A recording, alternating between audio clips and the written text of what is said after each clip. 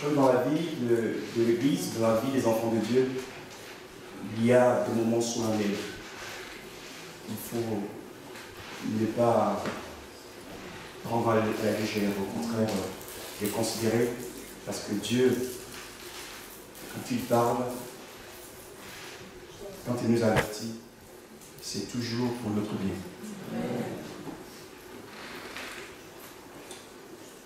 Donc je vais reprendre un peu ce que j'ai dit la semaine dernière, mais sous forme de prédication bien sûr, en étayant avec des versets bibliques pour que nous puissions comprendre la pensée de Dieu.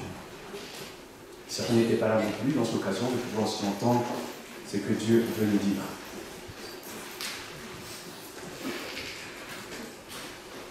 Donc le thème c'est le songe sur le retour de Jésus, que j'ai reçu dans la nuit de jeudi à vendredi, où le Seigneur m'a parlé, pour l'Église, mais aussi pour moi, mais aussi pour tous ses enfants. Je vais lire avec vous dans Joël, première lecture, chapitre 2, verset 28. Joël, chapitre 2, verset 28. Nous lisons: après cela, je répandrai mon esprit sur toute chair. Vos fils et vos filles prophétiseront. Vos vieillards auront des songes et vos jeunes gens des visions. Même sur les esclaves et sur les esclaves, hommes et femmes, je ferai paraître des prodiges dans les cieux et sur la terre, du sang, du feu et des colonnes de fumée. Amen. Dieu nous dit donc que dans les derniers temps, il répandra son esprit sur toute chair. Ses fils et ses filles prophétiseront, les vieillards auront des songes. Non pas que je suis devenu un vieillard, vous avez compris. Mais le Seigneur veut nous dire ainsi qu'il parle tantôt d'une manière, tantôt d'une autre. Et nous devons considérer ces choses. La première partie de ce songe, je l'ai appelée la révélation. Le Seigneur me dit ces paroles: je reviens bientôt. Je reviens bientôt. Et il ajoute: je suis à la porte. Ce qui veut dire que le retour est imminent. Dans cette révélation, je reçois une troisième parole,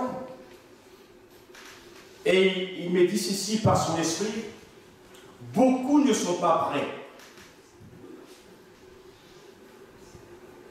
Je vous avoue, quand j'ai entendu cette parole, j'ai été interloqué. J'étais sans voix, dans une très grande surprise, et également saisi de crainte. Comment, au sein du peuple de Dieu, pouvons-nous entendre cette parole de Jésus que beaucoup ne sont pas prêts? Il ne dit pas peu sont prêts, sont pas prêts. Il n'y a qu'une minorité qui n'est pas prête. Mais il dit beaucoup. C'est-à-dire que si vous prenez l'ensemble des certaines églises locales, au moins les 3/4 ne sont pas prêts.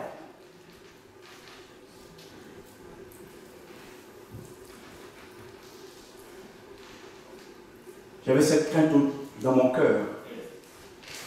Parce que quand Dieu parle, il dit toujours la vérité.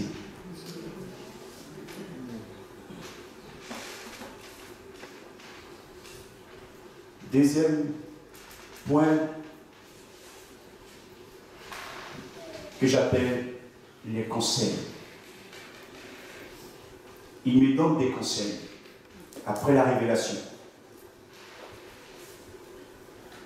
Premier conseil, au vu de l'état de l'Église, il me dit, mettez vos vies en règle avec Dieu. Chacun, pour sa part, doit mettre sa vie en règle avec Dieu, à commencer par moi le premier.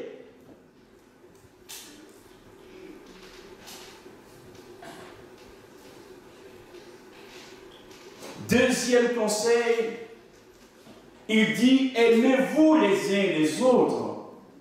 Seigneur, quand même, on a l'esprit, on est l'Église de Jésus-Christ. L'amour règne. Vous avez compris, frères et sœurs? Il y a un déficit d'amour. Et lui le voit. Il nous demande de nous ressaisir.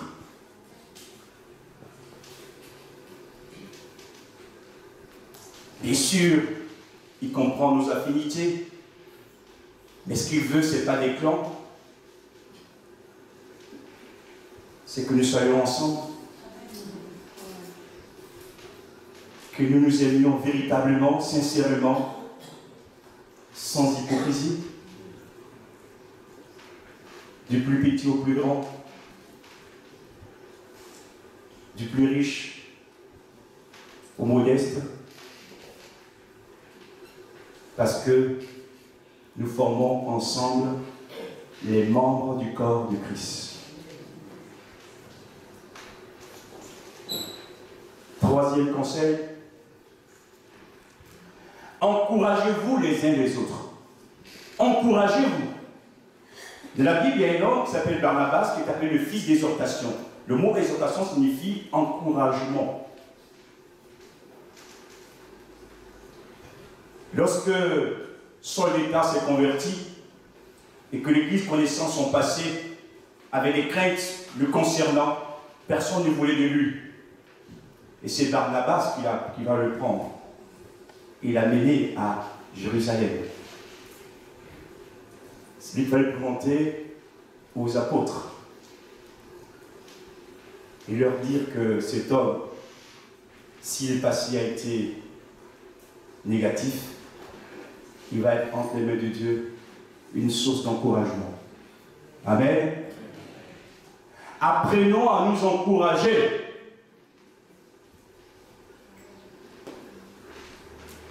Quand on est spectateur dans l'œuvre de Dieu, on voit tout ce qui ne va pas.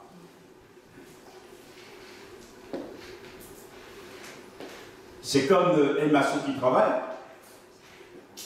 et qui a à côté quelqu'un qui regarde, les mains dans les poches, il verra les défauts. Mais qui se met à la place du maçon, il comprendra que c'est pas facile. Comme le dit le dicton, la critique est facile, aisée, mais là, difficile. Mais Dieu, ça c'est le monde, ça. Dieu veut que nous soyons des hommes et des femmes qui nous encourageons. Encouragez-vous les uns les autres. Encourageons les choristes, les musiciens. Encourageons les sœurs, encourageons les frères, encourageons le pasteur. Ah non, lui n'a pas besoin parce que... il est sur l'estrade de gens. On a tous besoin d'être encouragés. Et quand on encourage les autres, on n'a plus le temps de dire des choses mauvaises.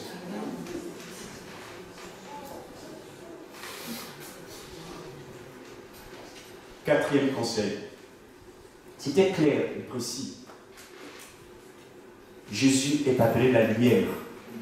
Il n'y a point lieu de ténèbres. Ce qu'il dit est clair. Pas besoin de faire de longs discours. Quatrième conseil. Cessez les critiques. Pas pour Dax, hein, pour les autres églises. Cessez les critiques. Vous savez, lorsque Paul, je dirais plutôt Saul, persécutait l'Église, et quand il est tombé du haut de son cheval, alors qu'il est à Damas, que Jésus se révèle à lui, que lui dit le Seigneur, Saul, Saul, pourquoi? Est-ce qu'il avait avant cela vu Jésus? Non. A-t-il fait du mal à Jésus? Mais comme il touchait l'Église, l'Église c'est l'Église de Jésus-Christ. Quand on touche à l'Église, on touche à Jésus.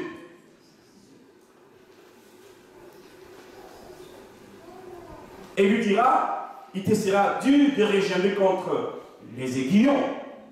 C'est-à-dire que tout ce que tu peux faire contre l'Église, le perdant, ça sera toi. L'Église sera toujours victorieuse. Amen. Cessons les critiques.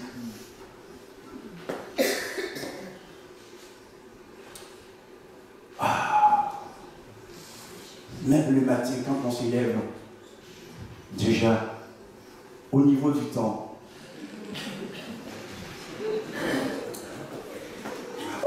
il pleut encore. Oh, il fait un peu froid. Et on a eu du soleil. Non, mon frère, ma soeur, dis, merci Seigneur, je suis encore en vie. Amen. Gloire à Dieu. Donc c'est une mentalité qui doit changer. Ce matin, Dieu est au milieu de nous, Jésus est au milieu de nous, et les anges qui sont au milieu de nous.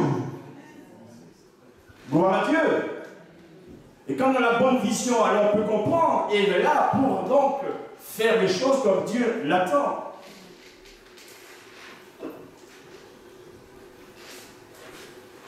Un conseil pastoral.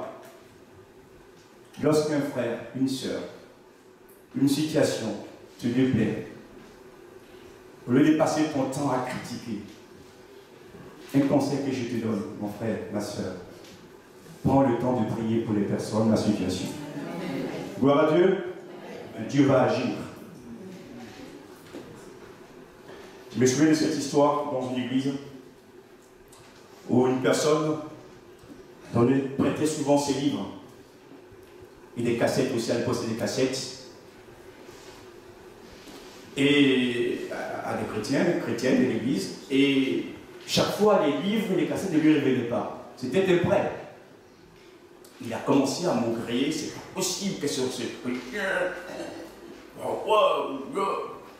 et plus il maugréait, il critiquait, et plus il se rendait malade, les livres ne revenaient pas, mais les cassettes non plus. Et un jour, Dieu lui a parlé en disant, écoutez, change l'arme. Faut pas que je bouge peut-être. Change l'arme. Les pasteurs pentecôtistes, c'est un peu difficile, hein. Change ta manière de faire. Commence à prier pour chacun d'entre eux. Seigneur, priez pour eux. Vous savez comment on fait du mal, non? Non, priez pour eux. Lui dit le Seigneur. Il va commencer à prier, il va obéir. Et pendant qu'il priait pour chacun d'eux, les livres révélaient, les cassettes révélaient également. Alléluia! Dieu a touché les cœurs des personnes qui lui ont révélé les livres et les cassettes.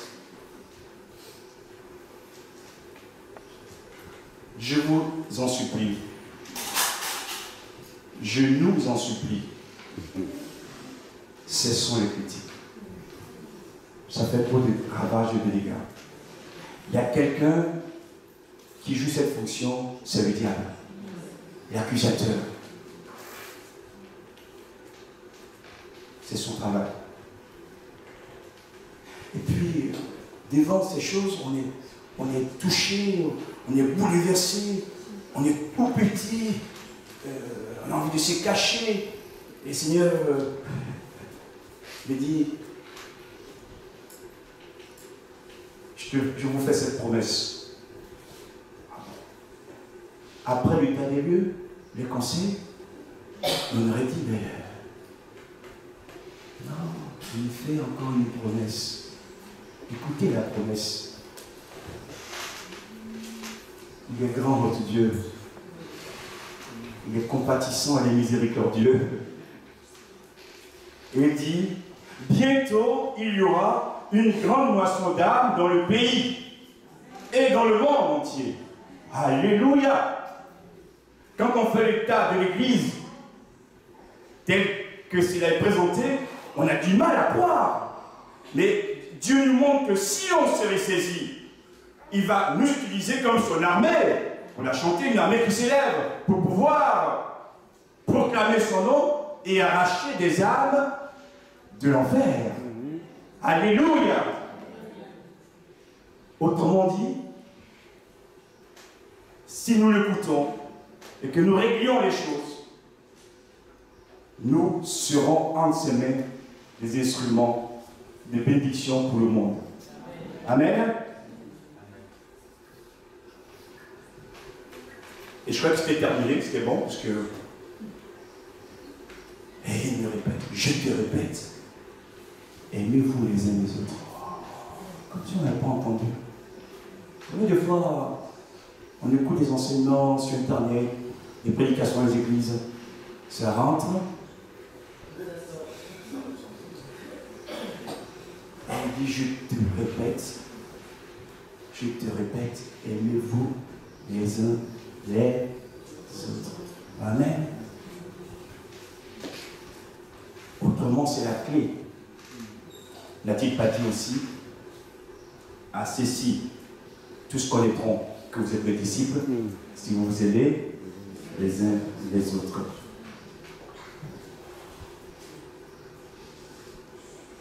Une dernière parole, et le songe s'arrête. Il dit ceci: aucun pays ne peut résister à ma volonté. Aucun pays. Est-ce que nous est pas arrivé des fois de dire, qu'est-ce que c'est dur la France, le terrain? Pour Dieu, aucun pays ne peut résister à sa volonté.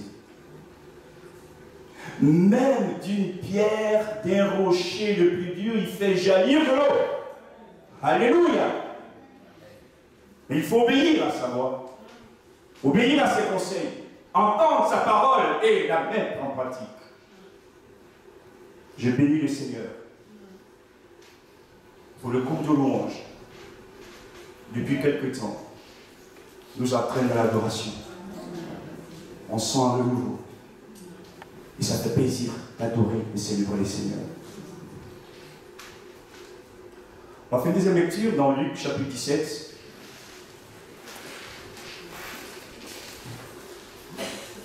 Verset 22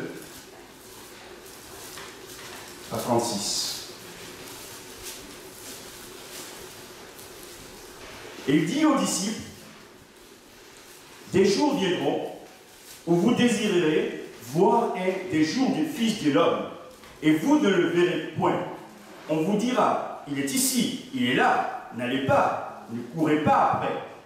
Car comme l'éclair resplendit et brille d'une extrémité du ciel à l'autre, ainsi sera le Fils de l'homme en son jour. Mais il faut auparavant qu'il souffre beaucoup et qu'il soit rejeté par cette génération. Ce qui arriva du temps de Noé arrivera de même au jour du Fils de l'homme. Les hommes mangeaient, buvaient, se mariaient et mariaient leurs enfants, jusqu'au jour où Noé entra dans l'arche. Le déluge vint et les fit tous périr. Ce qui arriva du temps de Lot également arrivera pareillement. Les hommes mangeaient, buvaient, achetaient, vendaient, plantaient, bâtissaient. Mais le jour où Lot sortit de Sodome, une pluie de feu et de soufre tomba du ciel et les fit tous périr. Il en sera de même le jour où le Fils de l'homme paraîtra. En ces jours-là, que celui qui sera sur le toit ou la terrasse et qui aura ses effets dans la maison ne descende pas pour les prendre, et que celui qui sera dans les champs ne retourne pas non plus en arrière. Souvenez-vous de la femme de Lot.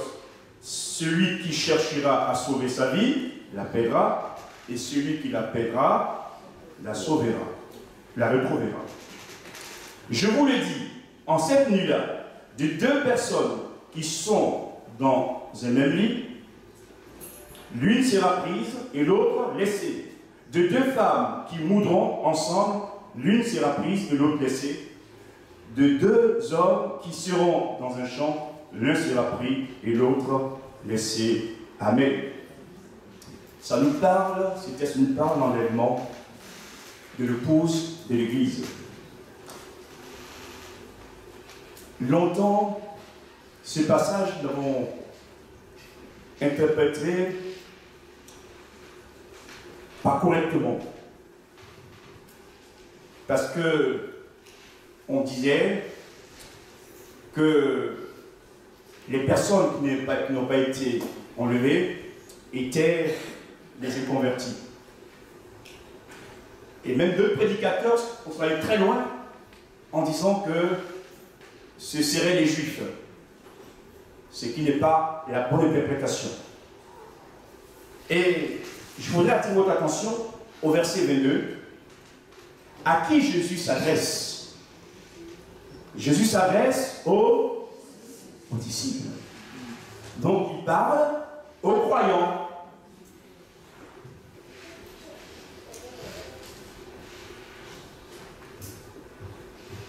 Il nous parle qu'avant son retour, notre temps ressemblera à celui de Noé, premièrement. Dans le temps de Noé, il y avait beaucoup de violence. Le péché s'étalait partout.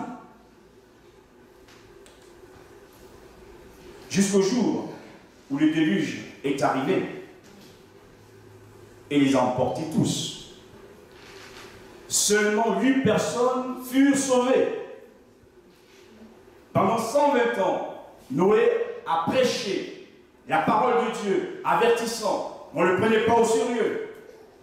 Et la Bible le dit d'ailleurs, puisque les gens mangeaient, buvaient, se mariaient leurs enfants, non pas que manger et boire soit un péché, non pas que se marier soit aussi un péché. Dieu n'est pas contre celui qui exclut le mariage.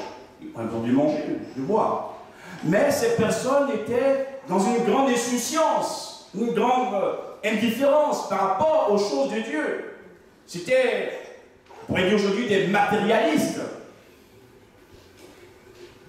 Et il prend un deuxième exemple, peut-être avant de, pas le deuxième exemple, le déluge est arrivé, va les emporter.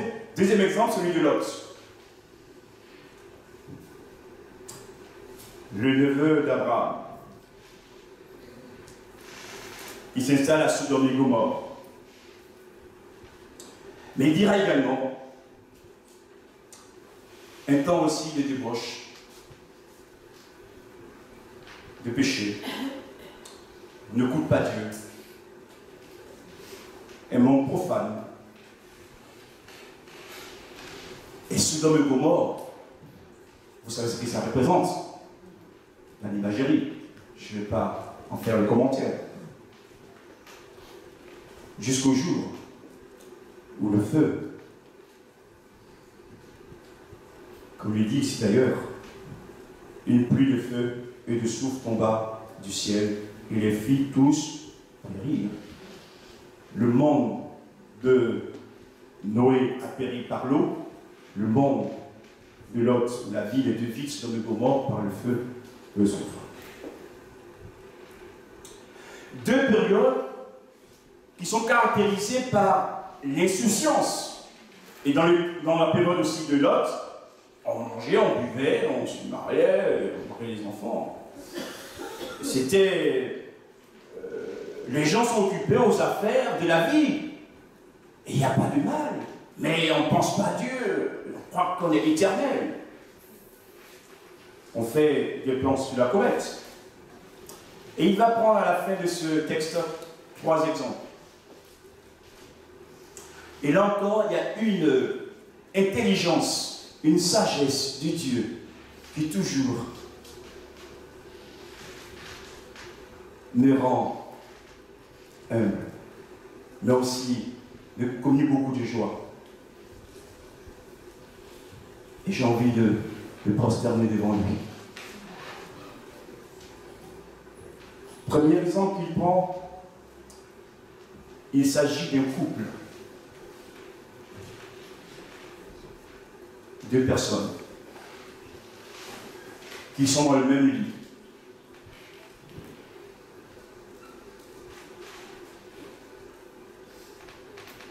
Donc je vous une parenthèse.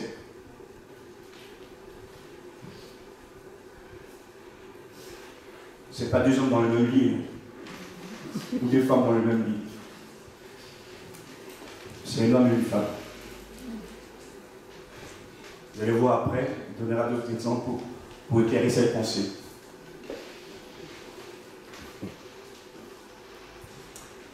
Je vous le dis, en cette nuit, son retour, il la situe dans la nuit. Au moment où on dort,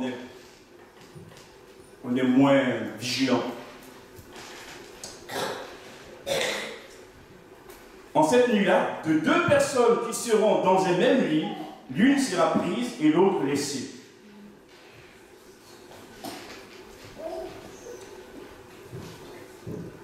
Deux personnes qui dorment dans le même lit, c'est 2 personnes qui s'estiment.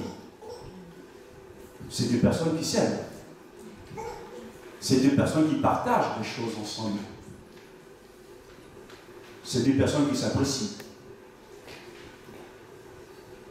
qui se connaissent. Et on pourrait dire, ces 2 personnes ont une intimité. Donc si le Seigneur vient, vu leur relation de couple, d'amour, des sentiments, tous les 2 seront enlevés. Oh que non. Parfois, on est tellement pris dans les apparences et on croit que les choses sont ici.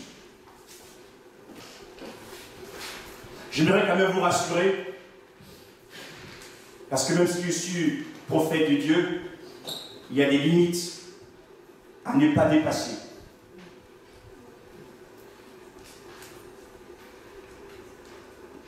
Ici, je ne sais pas si c'est le mari qui est enlevé ou l'épouse qui est enlevée. Je ferme la parenthèse. Dieu seul le sait.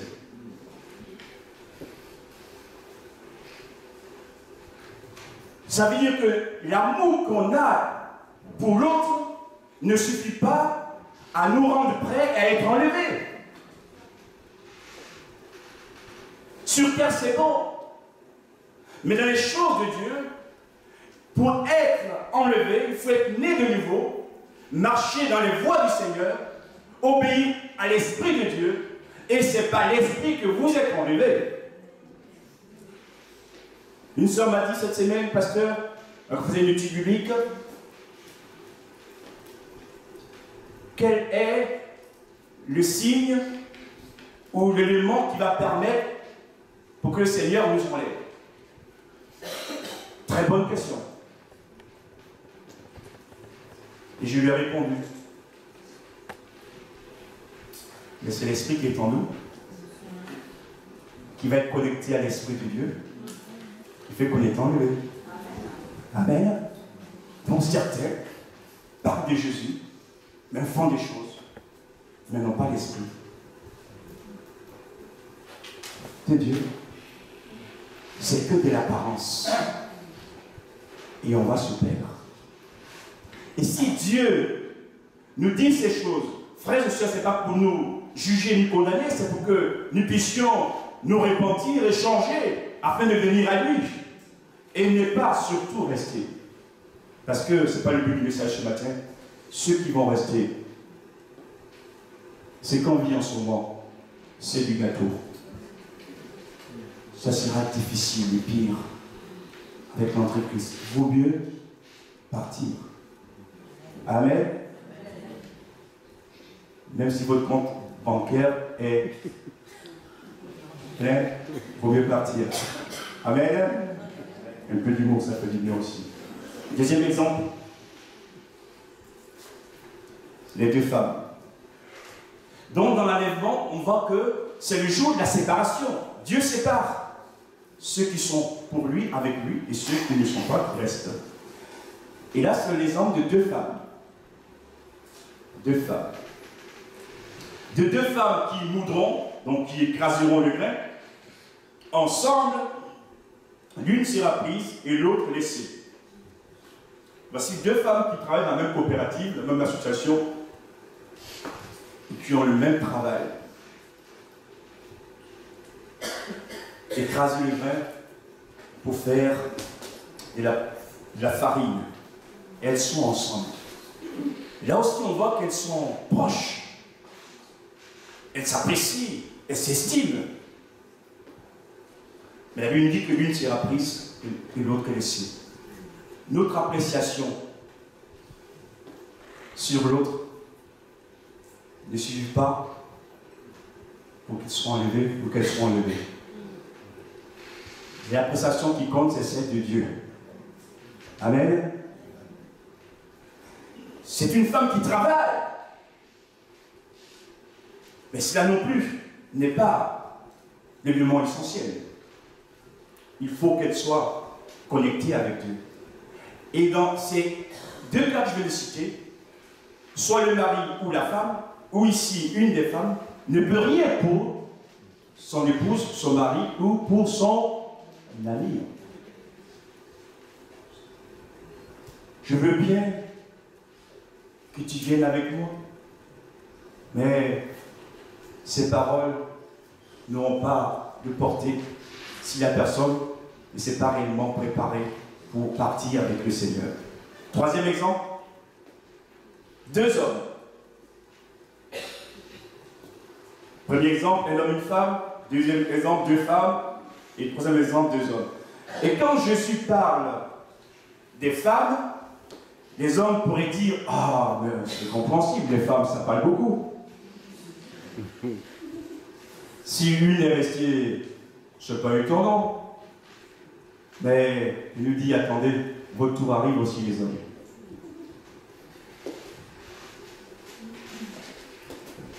De deux hommes qui seront dans un champ, l'un sera pris et l'autre laissé. Deux hommes travaillent dans la même boîte, la même entreprise.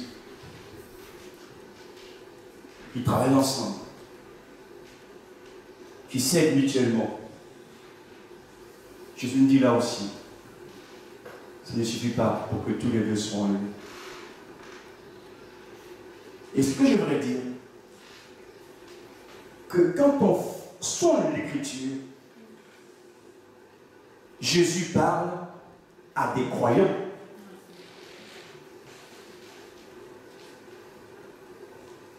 Et parmi ces croyants, il y a des apparences, des soi-disant, mais qui ne connaissent pas réellement Jésus.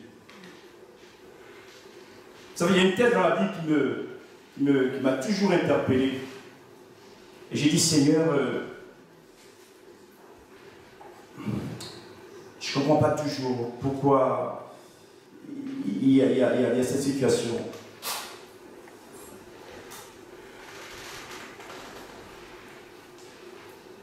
Il dira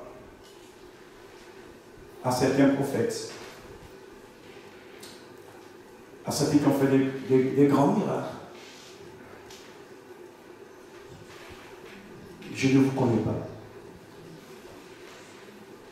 Retirez-vous de moi. Mais Seigneur, c'est en ton nom. Mais il leur dira, vous qui commettez l'iniquité, c'est-à-dire que vous n'obéissez pas à ma parole. Donc faire les miracles, prophétiser, n'est pas une garantie qu'on soit lui-même. Il faut vivre conformément à la parole de Dieu.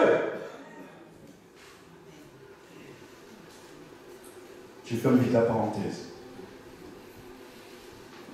Les apparences, les fausses sécurités, comme dans Matthieu chapitre 13, versets 24 à 30, sur la parabole de l'ivraie et du bon gré.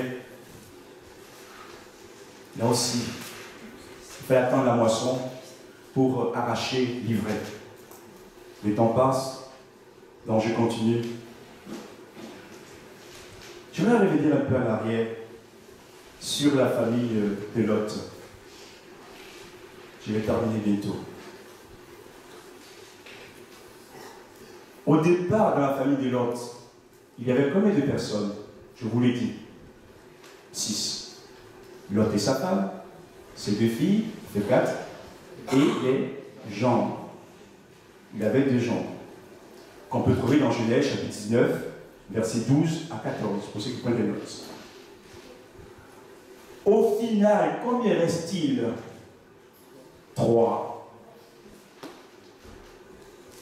Lot et ses 2 filles. Les gens ont péri sur place, à Sodome et Gomorrhe, et sa femme en cours de route. Pourquoi? C'est pas parce que c'est une femme, hein. Il y a une image derrière, parce qu'elle a regardé où? Jésus veut nous dire quoi? Que quand on marche avec lui, il faut toujours y avancer. Amen. Et cet exemple est aussi frappant. Donc, de 2 personnes dans une même île, l'une sera prise. De 2 femmes, l'une sera prise. De 2 hommes, l'un sera pris. De 2, il n'y a qu'une qui est prise. Ici, il était 6. Et combien ont été sauvés? 3. Et 3 qui sont perdus. Celui qui est inspiré dans l'Ancien Testament, c'est le même qui a inspiré le Nouveau Testament. Et Dieu nous parle. Et Dieu nous parle. Je termine bientôt. Jésus est amour.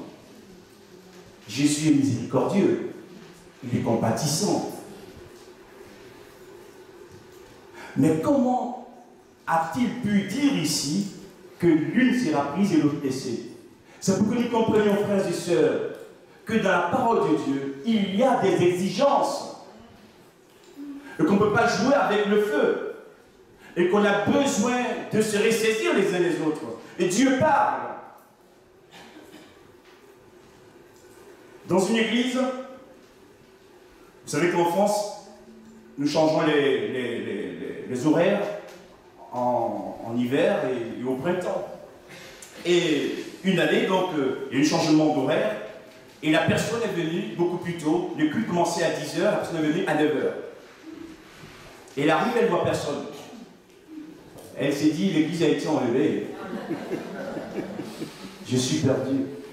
Les Seigneurs m'avaient averti de régler ma vie, je n'écoutais pas. L'église est partie, elle était malade. Elle est restée sur place. Elle pleurait. Et puis vers 10 h moins les quarts, les gens commençaient à arriver.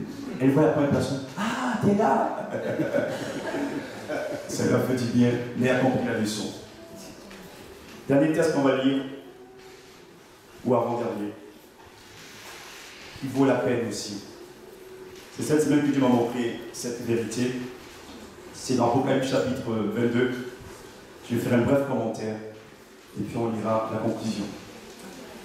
Apocalypse chapitre 22, verset 17. Et l'Esprit et l'épouse disent, viens. Et que celui qui entend dise, viens. Et que celui qui a soif vienne. Que celui qui veut prenne de l'eau de la vie gratuitement. Dans ces textes, je l'ai lu souvent très longtemps. Je n'ai pas toujours bien compris. Et le Seigneur, par rapport à ces songes, va beaucoup plus éclairer. Vous remarquez au verset 17, au début, il n'est pas dit « et l'épouse dit « viens ». Mais c'est « et l'Esprit et l'Esprit est placé avant l'épouse. Il y a tout un enseignement là. L'époux, c'est l'Église.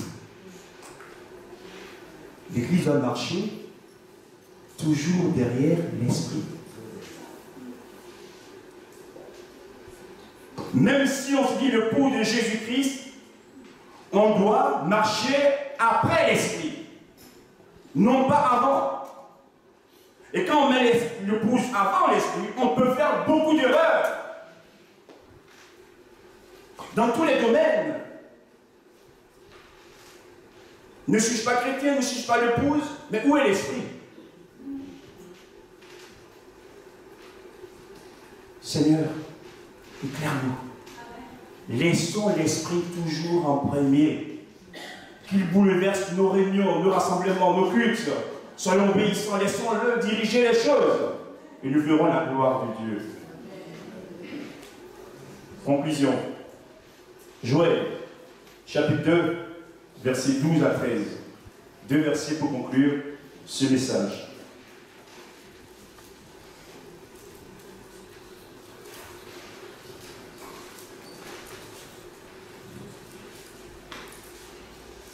Écoutons ces paroles du Seigneur. Maintenant encore, dit l'Éternel, révélez à moi de tout votre cœur, avec des jeûnes, avec des pleurs et des lamentations. Déchirez vos cœurs et non vos vêtements, et revenez à l'Éternel, votre Dieu, car il est compatissant et miséricordieux, lent à la colère et riche en bonté. Et il se répand des mots qu'il a prévu d'envoyer. Amen. Seigneur, merci pour ta parole. Merci pour cet enseignement. Merci de nous avertir, de nous conseiller, de nous interpeller, mais aussi de nous révéler la voie qu'on doit suivre. Et ce matin, je prie pour toute ton Église, pour moi-même aussi, pour que tu nous viennes à l'aide, Seigneur. On a besoin de toi. Oh, ça serait dommage qu'à ton retour, nous restions ici. Ça serait dommage. Et c'est pourquoi, Seigneur, nous t'en supplions que ton esprit travaille encore nos cœurs, pour que nous réglions les choses qui sont à régler. Et que nous puissions vivre dans l'amour aussi les uns avec les autres pour les autres. Cesser toute critique, toute méchanceté. Oh Seigneur, ce matin, saisis ton Église. Saisis nos cœurs. Saisis nos âmes. À toi la gloire. En raison de Clément, s'il vous plaît, quelques minutes. J'ai demandé au groupe de louanges s'ils peuvent venir répondre les derniers chants, s'il vous plaît. Les derniers chants. Alléluia, Jésus. On est dans le Clément. Alléluia, Dieu Jésus. Seigneur, fais des grandes choses ce matin dans nos cœurs, dans nos vies.